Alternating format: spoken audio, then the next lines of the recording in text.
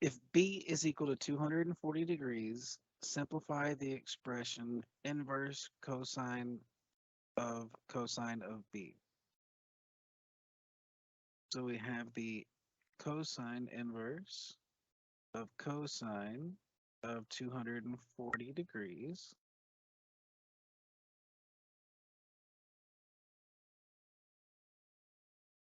Let's go ahead and fill out the sides on this axis. Okay, so 240 degrees is down here in quadrant 3, and it is 60 degrees past 180 degrees. But let's go ahead and make this same thing, but do it in radians.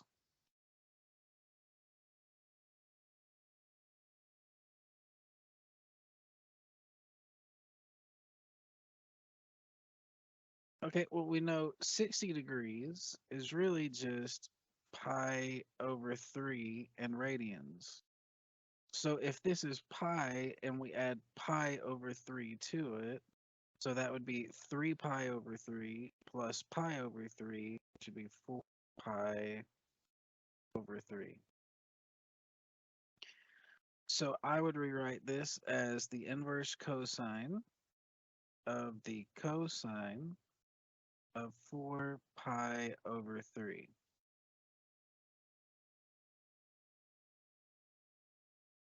And then when we look at our pi over 3 coordinates, we know our x coordinate is 1/2, and our y coordinate is square root of 3 over 2. And we're wanting to find our x coordinate since we're looking for cosine. So our x coordinate is 1/2.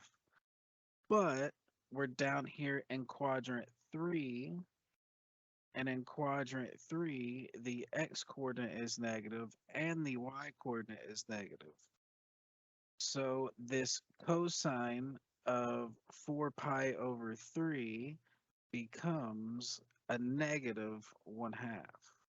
So we have the inverse cosine, negative 1/2.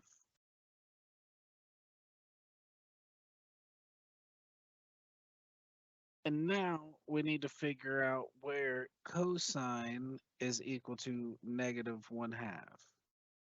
And there's two places this occur. One of them's down here in quadrant 3 at 4 pi over 3.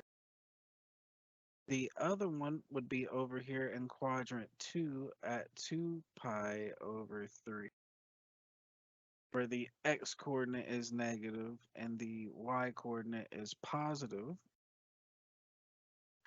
But the range of inverse cosine is from 0 to pi.